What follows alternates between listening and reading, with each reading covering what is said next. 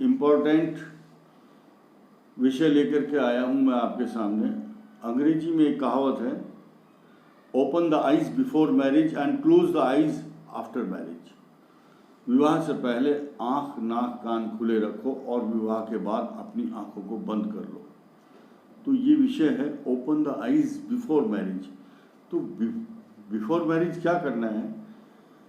हम लोग जब भी कोई विवाह की बात करते हैं तो ध्यान नहीं देते, बहुत लापरवाह और इमोशनल हो जाते हैं कि लड़की अच्छी है या लड़का बहुत अच्छा है, इसका व्यापार है, काम बहुत अच्छा है, सुंदर है, एजुकेशन अच्छी है।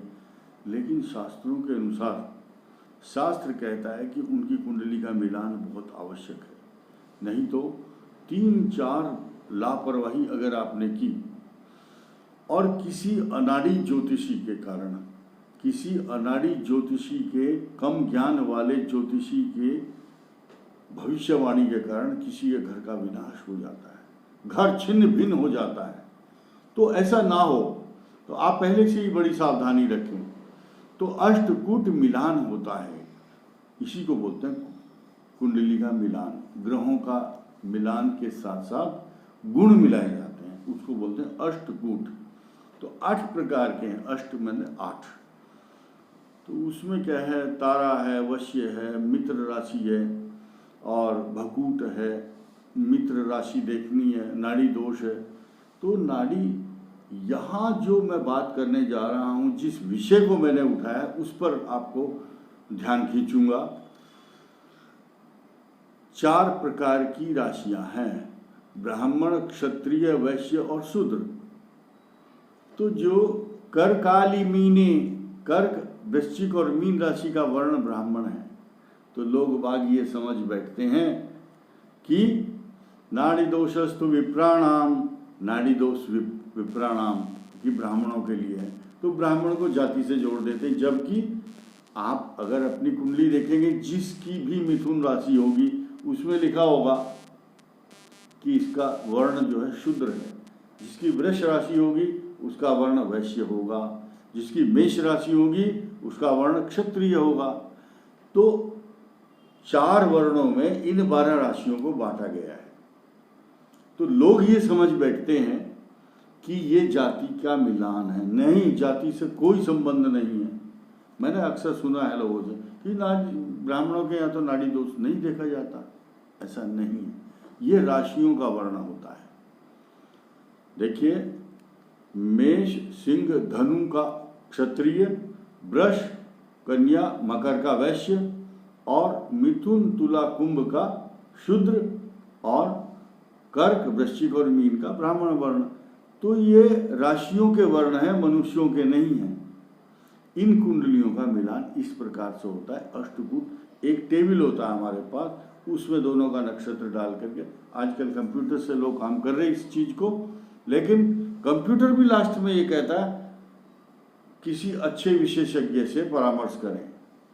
तो अंततोगत्वा मैनुअली आप उसको स्टडी कराएं और ऐसा करने के बाद आपका जीवन बहुत सफल हो जाएगा। लेकिन नाड़ी दोष में भी बहुत सारे पेच फंसे हुए हैं, जिनके रहस्यों को, बहुत गूढ़ रहस्यों को कोई नहीं समझता।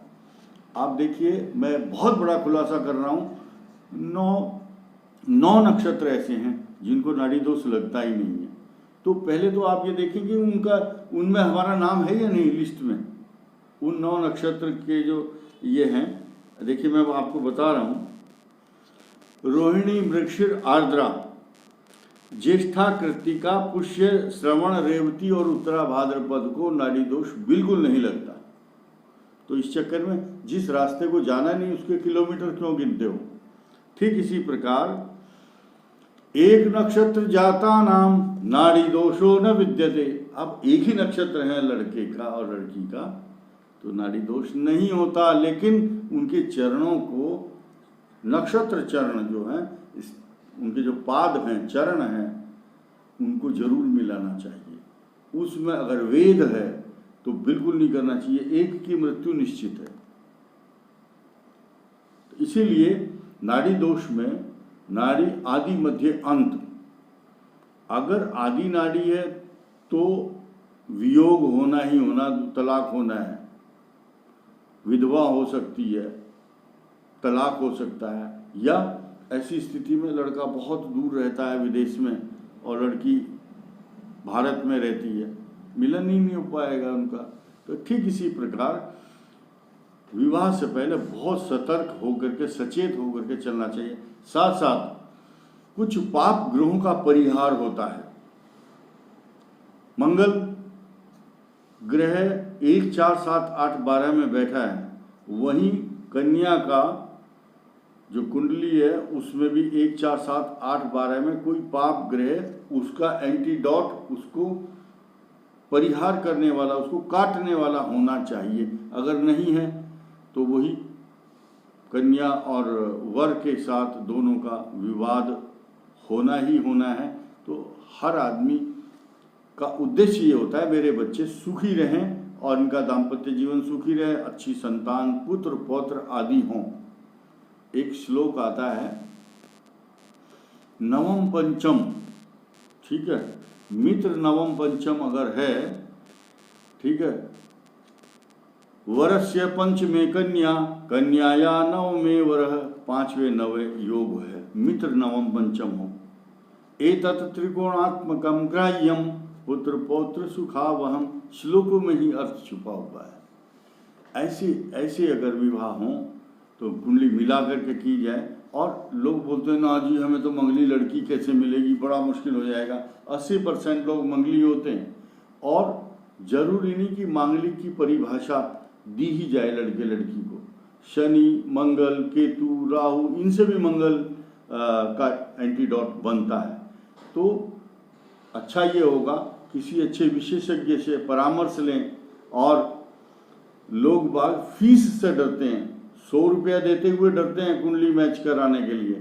तो ऐसा भी मत करो। जब आप बच्चे का जीवन सुखी देखना चाहते हैं तो उसमें ब्राह्मण के पास सम्मान के साथ फूल, फल, मिठाई या लेकर के जाएं और अच्छे मुहूर्त में उनसे समय लें और कुंडली मिलान करें तो जीवन सुखमय होगा। ये मैं दावे के साथ कहता हूँ, क्योंकि इस दुनिया में जब हर चीज़ है तो उसका लाभ क्यों नहीं उठाते आप लोग। तो आपको सभी को, समस्त देशवासियों को मैं ये वीडियो बनाने का उद्देश्य ये है कि रोज़ मैं देख रहा हूँ कहीं ना कहीं तलाक के मुकदमे चल रहे हैं।